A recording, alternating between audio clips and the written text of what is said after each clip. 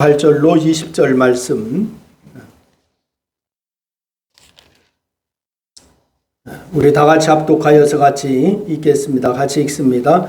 아들 디모데야, 내가 내게 이 교훈으로서 명하노니 전에 너를 지도한 예언을 따라 그것으로 선한 싸움을 싸우며 믿음과 착한 양심을 가지라. 어떤 이들은 이 양심을 버렸고 그 믿음에 관하여는 파산하였느니라. 그 가운데 후메네오와 알렉산더가 있으니 내가 사덴에게 내준 것은 그들을 훈계를 받아 신성을 모독하지 못하게 하려 함이라. 아멘. 할렐루야. 다 같이 한번 따라합니다. 믿음의 사람이 됩시다. 옆 사람에게도 한번 인사하세요. 믿음의 사람이 됩시다. 그렇습니다. 여러분, 오래전 이야기지만은 그 1996년도 이야기입니다. 1월 14일 날 한국일보에 보도한 바에 의하면은 우리나라가 무궁화 2호 위성 발사장인 그런 미국에서 발사를 했죠. 근데 이 미국의 케이프 캐니버럴 그 공군 기지에서 발사를 했습니다. 근데 이 무궁화 2호 우성을 발사를 하면서 바로 이 돼지머리를 갖다 놓고 고세를 지내서 세계적인 망신을 산 일이 있습니다. 당시에 한국통신 임직원과 또한 이 참관인단 등 20여 명이 1월 12일 오전 비가 내리는 가운데 로켓 발사대 앞에서 돼지머리 고사를 지내면서 발사 성공 기원식을 가졌습니다. 그래서 당시 한국통신 위성사업본부장이었던 황보한 씨라고 하는 사람이 무궁화 1호 위성이 차질을 빚은 데 악몽을 싣고서 2호 위성 발사는 반드시 성공해야 한다라고 하는 마음에서 이 행사를 준비했다라고 이렇게 말을 했어요. 그래서 현대 과학문명 시대에 그것도 첨단 과학문명을 상징하는 로켓 발사장 앞에서 바로 이 우리나라 땅도 아닌 미국 땅에서 일어난 이 사건을 보면서 이렇게 우리 국민들의 의식 속에 바로 이 퍼져 있는 미신적인 요소들을 그냥 웃어넘길 수만은 없었습니다. 이런 미신을 사람들이 얼마나 신봉하는지 조사해 보니 무려 57%가 재미삼아서 토정 비결을 본다, 또한 점을 본다, 이렇게 얘기를 했어요. 그래서 사람들은 이런 일들을 그냥 재미로 본다고 말하지만은 이런 과정들이 우리를 미신에 빠지게 하고 귀신의 그런 술수에 자연스럽게 스며들게 만드는 마귀의 술수라고 하는 것을 우리가 알아야 합니다. 여러분, 요즘 TV 프로그램을 보면은 많은 사람들이 점을 치는 장면이 나옵니다. 바로 거기에 희망과 기대를 거는 그러한 장면이 자주 나오고 있습니다. 과거 유명했던 이제 연예인이 무당이 되고 또한 그 무당이 된 사람이 점에 대해서 이야기를 하는 방송이 넘쳐나고 있습니다. 그런 심지어 한 방송사에서는 남의 연애 운만 점쳐주는 소위 용하다고 하는 그러한 젊은 점술사들이 나옵니다. 그래서 이 자신의 연애 운을 점치고 연애 대상자를 찾아가는 신들린 연애라고 하는 프로그램을 진행하기도 합니다. 전 세계에서 인터넷이 최고로 발달된 한국, 과학 한국을 자랑하는 지금 온 나라 안에 미신과 점술로 가득하고 있다라고 하는 것이 우리나라의 현실입니다. 이런 점술가들의 이야기를 자꾸 접하다 보면은 그런 것에 거부감을 갖던 사람들도 거부감이 사라지지 않게 됩니다. 여러분, 그리고 나도 한번 해볼까라고 하는 호기심을 갖게 됩니다. 자연스럽게 그런 점술과 미신적인 행위가 우리 안에 스며들기 때문에 그런 것이죠. 이게 무서운 겁니다. 여러분, 마귀가 우리를 공격할 때에 강하게 공격하면은 우리가 긴장을 하고 대항할 준비를 해야 합니다. 그런데 물론 마귀가 그렇게 강하게 공격할 때도 있지만은 마귀는 강한 방법보다는 별것 아닌 방법으로 우리를 공격하고 있다고 하는 사실을 여러분 기억하시기를 바랍니다. 마귀의 전략을 사람들의 마음에 스며들게 하고 그래서 야금야금 사람들의 마음을 마귀에게 스며들게 하고 있는 것이 전략입니다. 그래서 어느 한순간 완전히 마귀를 따라가는 사람으로 만들어버립니다. 여러분, 이게 무서운 거예요. 세상은 마귀가 이런 방법을 쓰기 때문에 믿음으로 살기가 점점 더 어려워지고 있는 것입니다. 이런 시대를 살아가는 우리에게 오늘 이 본문은 믿음을 가진 우리가 어떻게 살아야 하는가, 아주 이 좋은 방향을 제시해 주고 있는 것이 오늘 본문 말씀이다 라고 얘기할 수가 있습니다. 여러분, 오늘 본문 말씀에 보니까 사도 바울이 믿음의 아들이었던 디모데에게 보낸 편지가 디모데서입니다. 그런데 이 사도 바울은 믿음의 아들인 디모데에게 어떻게 믿음으로 살아야 하는지 여기에 대해서 말씀을 주고 있습니다. 여러분, 바로 이렇게 말한 이유, 이 디모데서를 쓴 다음해인 AD 64년에 네로에 의해서 다시 투옥되고 67년경에 순교를 했습니다. 그래서 디모데서는 디모데에게 보낸 바울의 유서와 같은 책이다 라고 얘기할 수가 있어요. 여러분, 바울이 디모데에게 디모데서를 쓰던 시대는 기독교에 대한 핍박이 아주 심했던 그런 시기입니다. 여러분, 믿음 생활하기 어려운 시대였다라고 하는 그런 말이에요. 여러분, 이렇게 어려운 시대에 바울은 특별히 사랑했던 디모데에게 어떤 권면을 하고 있을까요? 믿음 생활하기 어려웠던 시대에 바울은 디모데에게 어떤 권면을 하고 있는가? 첫째는 말씀을 따라 선한 싸움을 싸우라 라고 말씀하고 있습니다. 어떻게 하라고요? 그렇습니다. 말씀을 따라 선한 싸움을 싸워라. 바울은 디모데에게 이렇게 얘기해요. 전에 너를 지도한 예언을 따라 그것으로 선한 싸움을 싸우라 라고 이렇게 말씀하고 있습니다. 여러분, 우리가 신앙생활하면서 예언이라고 하는 말을 듣습니다. 기독교 내에서만 예언이라고 하는 말이 있는 것이 아니라 다종교에서도 미신에서도 예언이라고 하는 말을 합니다. 예언이라고 하는 거, 바울이 전에 디모데에게 전해준 하나님의 말씀을 의미하는데 그 말씀으로 선한 싸움을 하라라고 이렇게 말씀을 하고 있습니다. 말씀대로 살라라고 하는 말이죠. 말씀대로 살아서 말씀이 영향력을 발휘하게 하라, 이 말입니다. 여러분도 말씀대로 살아서 그 말씀이 영향력을 발휘하게 하시기를 주의 이름으로 부탁을 드립니다. 사람에게는요, 본능이 있습니다. 그런데 이 본능이라고 하는 것이 죄의 영향을 받아서 악하게 작용을 할 때도 있습니다. 여러분, 성경은 우리에게 사랑하라고 하는데 우리는 사랑하기보다도 미워하기를 더 잘합니다. 여러분의 삶을 한번 되돌아보세요. 여러분은 사랑하는 것이 더 많았는가, 미워하는 것이 더 많았는가? 여러분, 성경은 선을 베풀라고 하는데 우리는 받기를 좋아합니다. 성경은 욕심을 부리지 말라고 하는데 우리는 욕심이 앞서는 그러한 존재입니다. 여러분, 이렇게 인간의 본능은 말씀과 반대로 가는 경향이 더 많다라고 하는 것을 부인할 수가 없습니다. 그런데 성경은 이것을 뭐라고 얘기하는 줄 아십니까? 죄라고 얘기합니다. 뭐라고 얘기한다고요? 죄. 예? 죄는 말씀으로 살지 않는 것을 의미하는 거예요. 그런데 우리는 말씀대로 살기보다는 본능이 앞서는 그런 존재입니다. 말씀대로 사는 것이 아니라 본능대로 살고 있어요. 욕심이, 이기심이 앞서는 그런 존재입니다.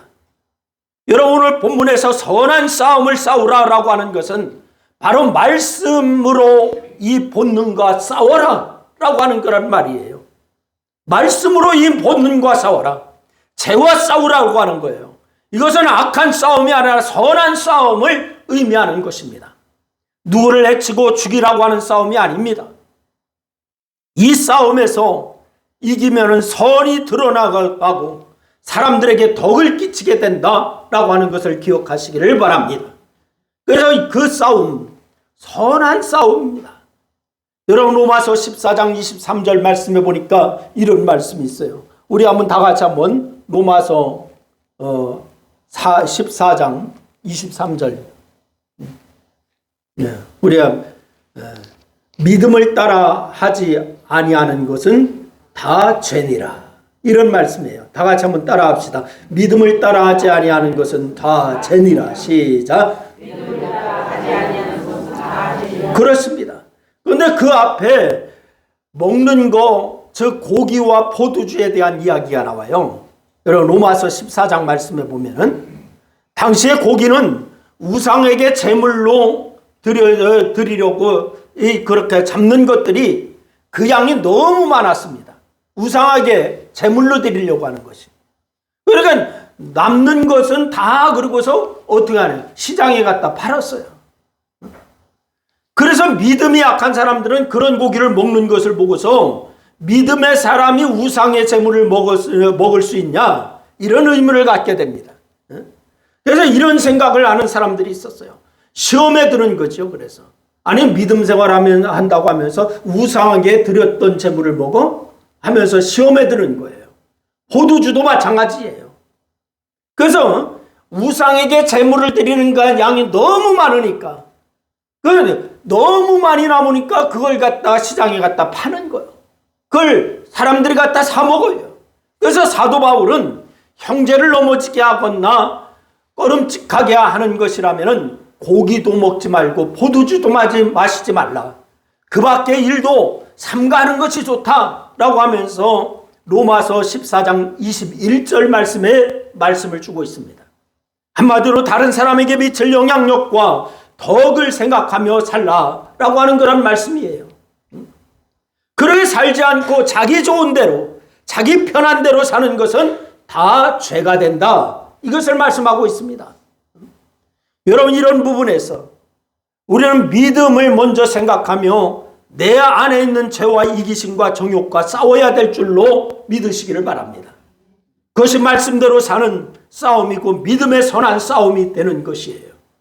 여러분, 그럼 우리는 어떤가? 나는 어떤가?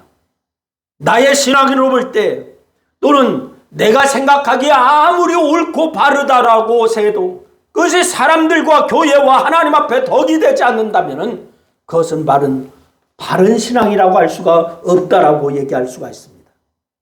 여러분, 우리가 가장 먼저 봐야 할 것이 말씀입니다. 여러분, 하나님의 생각입니다. 아무리 내가 기도하다가 깨닫는 게 있다도 말씀을 읽고 듣다가 그게 하나님의 생각이고 뜻이다라고 생각이 들어도 그것이 말씀으로 검증해야 됩니다.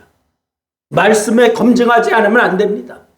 그런데 이단들은 말씀으로 검증하지를 않아요. 그냥 그게 하나님의 뜻이라고 밀고 나갑니다. 그렇게 하면 세상에 덕을 세우지를 못하는 거예요. 여러분, 이단과 사이비가 아니더라도 그런 경우가 아주 많습니다. 그런데 이런 경우 대부분 이기심이 개입하는 거예요. 욕심이 개입하는 거예요. 그래서 문제가 생기는 것입니다. 여러분, 우리가 기억할 것은 내 욕심과 이기심을 말씀 앞에 내려놓는 작업을 할 수 있기를 주의 이름으로 부탁을 드립니다. 말씀 앞에 내 욕심을 내려놓으세요. 이기심을 내려놓아야 됩니다. 그것이 말씀으로 믿음의 선한 싸움을 싸우게 하는 것입니다. 이렇게 사는 사람이 하나님의 뜻을 따라 가는 줄로 믿으시기를 바랍니다. 그래서 하나님의 사랑을 받고 은혜를 받는 거예요. 디모데에게 이렇게 살기를 원한 것처럼 우리도 믿음의 선한 싸움을 싸우는 성도가 될 수 있기를 주의 이름으로 축원합니다. 두 번째는 믿음과 착한 양심을 가져라 라고 말씀을 주시고 있습니다. 다 같이 한번 따라합니다. 믿음과 착한 양심을 갖자. 시작. 믿음과 착한 양심을 갖자. 그렇습니다. 여러분, 오늘 보면 19절 말씀해 보니까 디모데에게 믿음과 착한 양심을 가지라 라고 말씀을 하고 있습니다. 어떤 사람들은 이 양심을 저버려 믿음을 잃어버렸다라고 합니다. 우리는 믿음과 착한 양심을 가져야 돼요. 여러분, 한때에 기독교에서 믿음을 갖고 하면은 모든 일을 해도 상관이 없다라고 생각했던 시기가 있었습니다. 믿음을 갖고 하면 모든 일을 해도 상관없다, 이런 시기가 언제였느냐? 역사적으로 보면 그 대표적인 사건이 뭐냐면 십자군 전쟁입니다. 여러분, 1096년에 6년부터 1291년까지 대략 200년 동안 해교도에게 뺏겼던 예루살렘을 탈환하기 위해서 교회가 주도한 원정전쟁, 이것이 십자군 전쟁이다라고 얘기할 수가 있어요. 이런 이교도의 수중에 넘어간 성질을 되찾아야 한다라고 하는 목적은 정당했지만은 그 방법은 너무나 참혹했습니다. 방법이 너무나 비성경적이었습니다. 이런 모습은 우리 주변도 많이 찾아볼 수가 있어요. 예를 들면은 여러분 전도를 합니다. 전도는 예수님의 지상 명령입니다. 아멘. 전도하는 것은 예수님의 지상 명령이에요. 반드시 해야 합니다. 그러면은 방법도 좋아야 됩니다. 아멘. 예수님의 지상 명령인 전도 반드시 해야 되는데 전도하는 방법도 좋아야 돼요. 누구나 납득할 수 있는 방법, 덕이 되는 방법으로 전도해야 되는 거예요. 상식 없이 무례하게 하는 전도는 목적도 좋아도 목적이 좋아도 환영받지 못하는 겁니다. 이단들이 하는 것처럼 거짓으로 속임수를 하면 안 됩니다. 이미 교회에 잘 다니고 있는 사람을 바로 자기의 교회로 데려갈 목적으로 그렇게 빼앗는 자세는 전도도 아니고 이건 악한 짓입니다. 전도를 빙자해서 남에게 피해를 주면 안 되는 겁니다. 전도를 빙자해서 우리나라에서도 그런 것이 가끔 터졌어요. 전도를 빙자해서 절에 가서 불상에 불을 질러버리고 그러는 거, 이것은 선한 것이 아닙니다. 여러분, 기도도 그렇습니다. 기도는 너무나 귀하고 아름다운 거예요. 그러면 방법도 좋아야 합니다. 근데 새벽에 여러분 예를 들어서 우리 교회는 사방으로 다 교회 주변으로 주택이 다 밀집되어 있어요. 여러분 밤중에 오밤중에 새벽에 창문을 다 열어놓고 마이크를 끄고서 그냥 막 크게 찬양하고 막 소리 질러서 기도하고 덕이 되겠습니까? 안 되겠습니까? 안 되죠. 여러분 안 됩니다. 주변 사람들이 싫어합니다. 기도라고 하는 목적은 좋으면은 방법도 선해야 되는 거예요. 아멘. 그런데 선한 목적을 위해서는 아무 방법이라도 써도 괜찮다라고 생각하고 행동하다가 항의나 비난을 받으면은 이런 분들은 자신의 의를 위한 핍박을 받는다고 또 얘기하지요. 나는 의를 위해서 핍박을 받는 거야 라고 얘기하지요. 실제로 창을 열어놓고 기도하다가 신고를 받는 일로 상담을 받은 한 신학교 교수가 이런 얘기를 했어요. 문을 닫고 기도하세요. 그러면 신고도 피할 수 있습니다. 당연한 일입니다 라고 얘기했어요. 여러분, 우리가 신앙생활 하면서 바로 목적이 선하다라고 방법이 아무렇게나 해도 되는 것은 아닙니다. 오늘 본문에서 지적하는 것이 이거예요. 때로 목적이 선하면 방법은 상관없다고 생각하는 분들이 있어요. 그러면은 성경이 좋아서 성경을 읽기 위해서 성경을 훔쳐도 됩니까? 라고 물어보면 되죠. 여러분, 성경을 읽기 위해서 남의 촛대를 훔쳐도 되는가? 아닙니다. 이것은 대단히 잘못된 거예요. 헌금하기 위해서 남의 돈을 훔쳐도 되느냐? 안 됩니다. 예전에 어떤 이단의 교주가 교회를 건축하기 위해서 여러분 매스컴에 막 떠들었던 얘기가 있어요. 교회 건축을 위해서 라스베가스에 가서 뭘 했느냐? 슬로모션을 했다는 거예요. 도박을 했다는 거예요. 여러분, 그 돈을 따가지고 교회 건축하려고 했다 이랬어요. 그러니까 그들은 그것을 들은 사람들이 할렐루야 그러더라고. 교회에서 보니까 여러분, 그건 할렐루야가 아니라 놀렐루야야. 이게 정상이 아닙니다. 여러분, 그렇게 해도 되는 것이 아닙니다. 안 되는 거예요. 여러분, 이런 일을 두고서 오늘 보면은 양심을 버리고 믿음에서 파선한 사람이다 라고 얘기하고 있습니다. 양심을 버리고 믿음에서 파선한 사람들, 믿음을 잃어버린 사람이다 라고 얘기했습니다. 그런데도 믿음이 우선이라고 하면서 지금도 그렇게 하겠다고 하는 사람들이 있습니다. 또 상황만 다를 뿐 이런 일들이 우리 주변에 많이 일어나고 있습니다. 그러니 믿음과 착한 양심을 가지라라고 말씀을 하고 있는 것입니다. 그렇게 살지 않으므로 넘어진 사람들이 너무나 많다는 거예요. 여러분 사울을 보세요. 구약 성경에 나오는 사울을 보면은 아멜렉을 진멸하라고 하는 하나님의 명령을 받고서 아멜렉을 칩니다. 그리고 이 전쟁에서 대승을 거뒀습니다. 하지만은 이 사울은 말씀대로 진멸하지 않고 좋은 짐승을 살려서 가지고 오요. 사무엘이 왜 말씀대로 하지 않았느냐 책망을 하니까 사울이 뭐라고 얘기하는가 하니 여호와께 제사하려고 양과 소를 끌고 왔다라고 얘기합니다. 이것이 바로 사무엘상 15장 말씀에 나오고 있는 말씀이에요. 그리고 또 백성들을 핑계를 댑니다. 그래서 사무엘이 사울에게 뭐라고 얘기하는 거 아니? 바로 이렇게 얘기합니다. 여호와께서 번제와 다른 제사를 그 목소리 청종하는 것을 좋아하신 같이 좋아하시겠습니까? 순종이 제사보다 낫고 듣는 것이 수양의 기름보다 나으니. 또 이어서 말씀하기를 22절에 보니까 왕이 여호와의 말씀을 버렸으므로 여호와께서도 왕을 버려 왕이 되지 못하게 하셨나이다 라고 얘기하고 있습니다. 명령을 듣고도 순종하지 않는 것은 하나님의 말씀을 무시하는 것이고 이런 행동은 곧 하나님을 버리는 것이다 라고 말씀을 하고 있습니다. 그래서 하나님은 사울을 버렸다 라고 말씀합니다. 여러분 제사 중요합니다. 필요한 일입니다. 여러분 오늘날로 말하면 예배를 의미합니다. 예배 중요합니다. 여러분 예배를 꼭 드려야 되나요? 안 드려도 되나요? 드려야 되는 거예요. 그렇다면 예배를 준비하고 예배를 준비하는 방법도 좋아야 돼요. 목적이 좋다라고 아무 방법이나 다 써서는 안 되는 것입니다.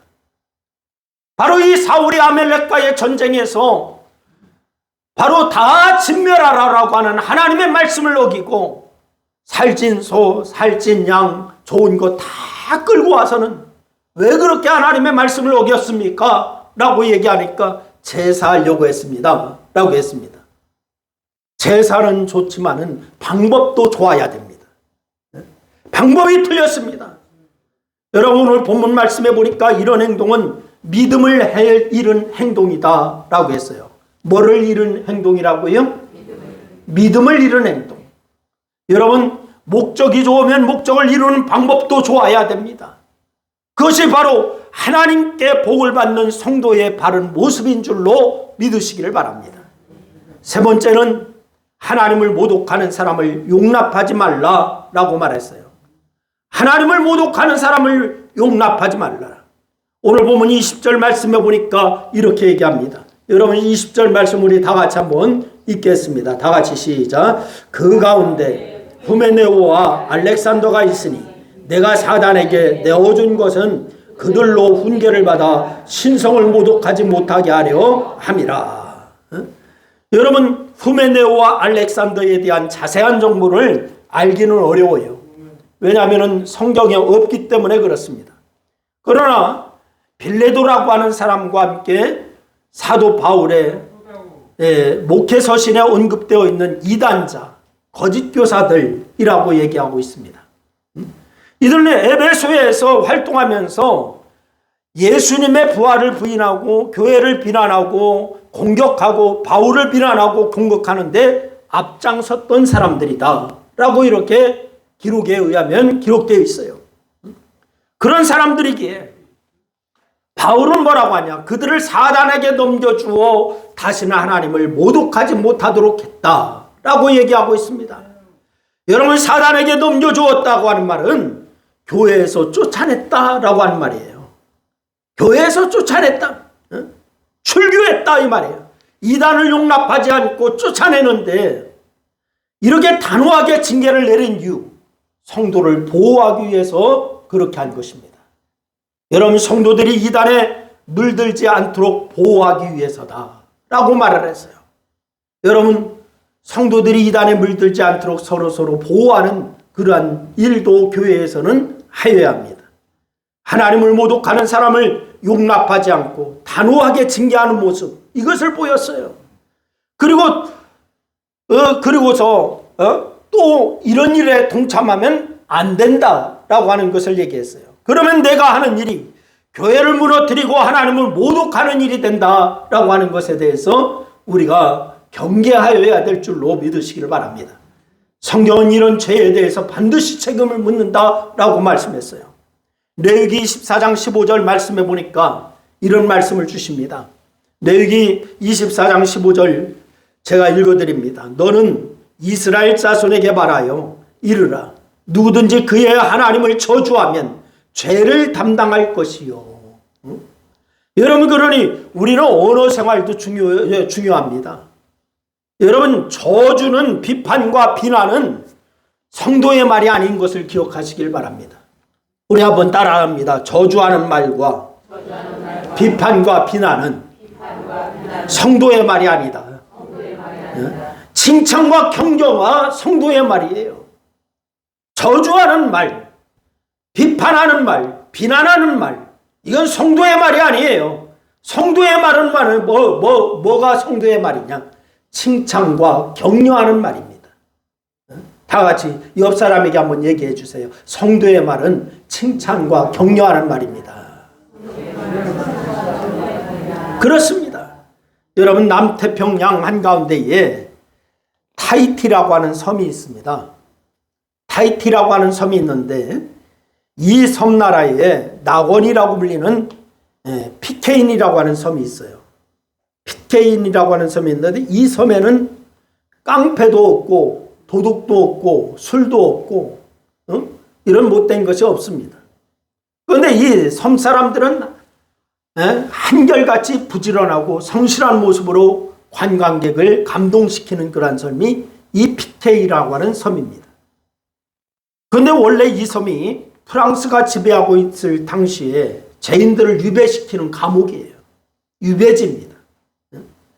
그래서 1800년까지는 지옥과 같은 섬이었어요.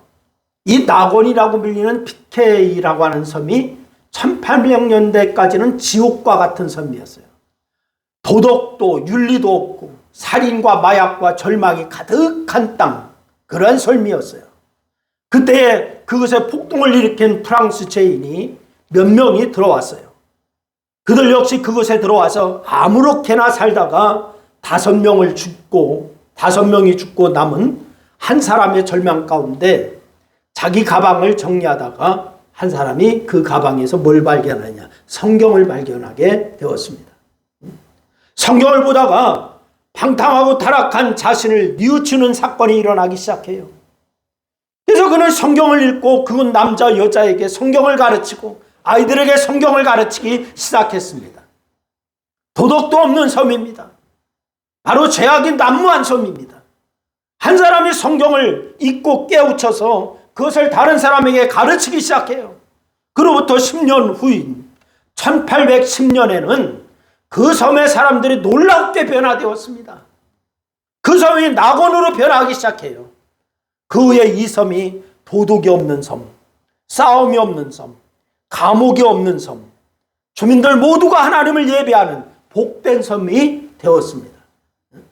여러분, 이처럼 여러분 하나, 나 하나 믿음 생활로 바로 하면은 우리 주변이 변화가 되는 줄로 믿으시기를 바랍니다.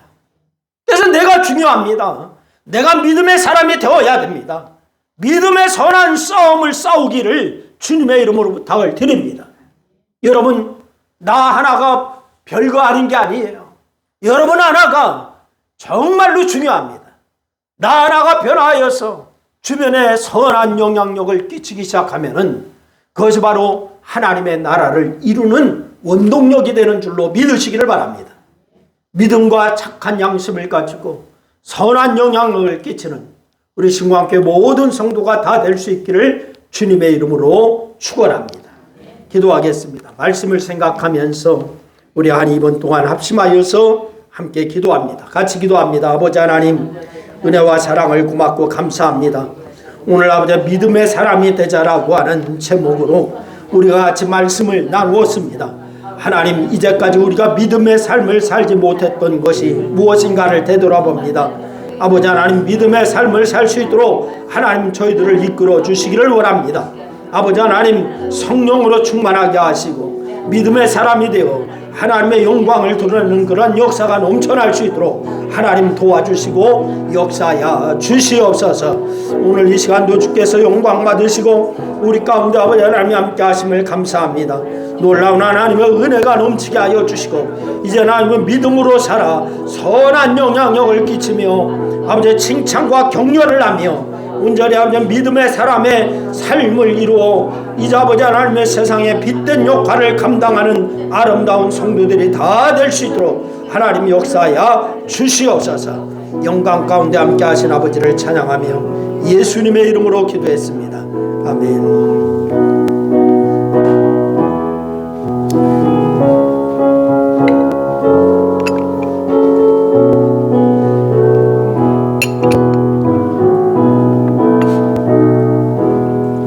예수 따라가며 복음 순종하며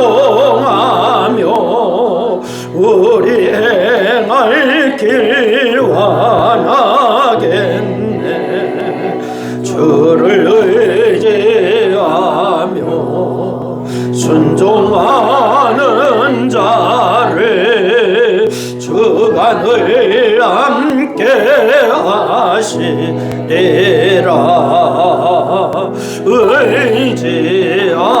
의지하고 순종하는 길은 예수 안에 즐겁고 복된 길이로다. 해를 당하거나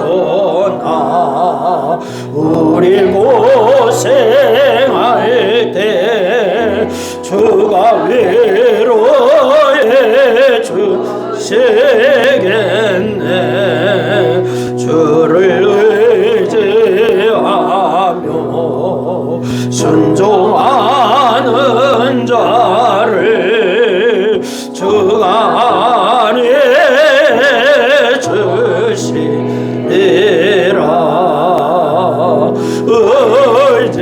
의지하고 순종하는 길로 예수 안에 즐겁고 복된 길이로다.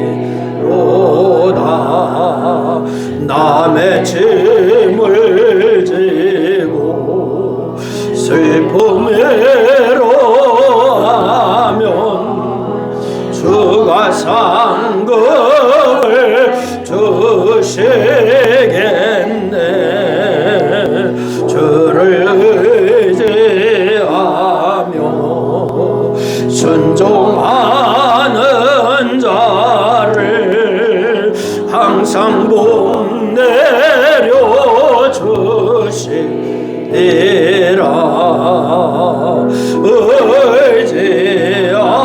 의지하고 순종하는 길은 예수 안에 즐겁고 복된 길이로.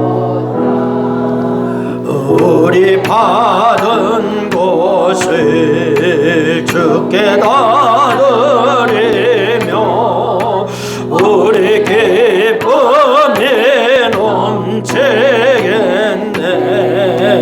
그를 의지하며 순종하는 자를 은혜 풍성케 하시리라.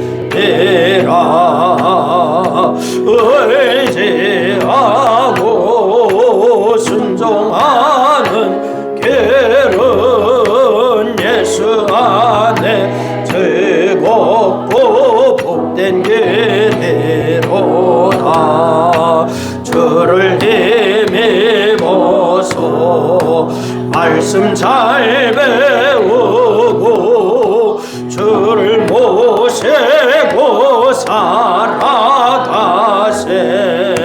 주를 의지하며 항상 순종하며 주가 사랑해 주시리라. 의지하고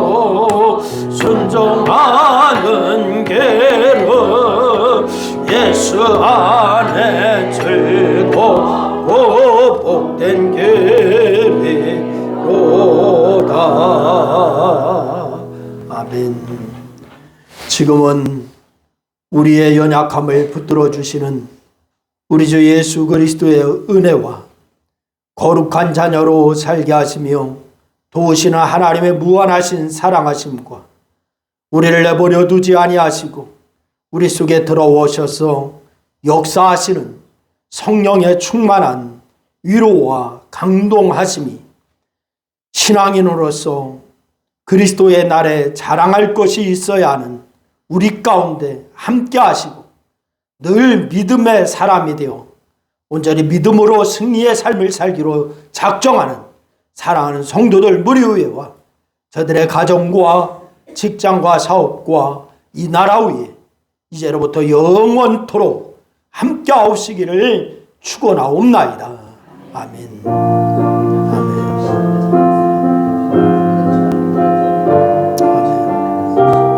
감사합니다. 주님 영광 받아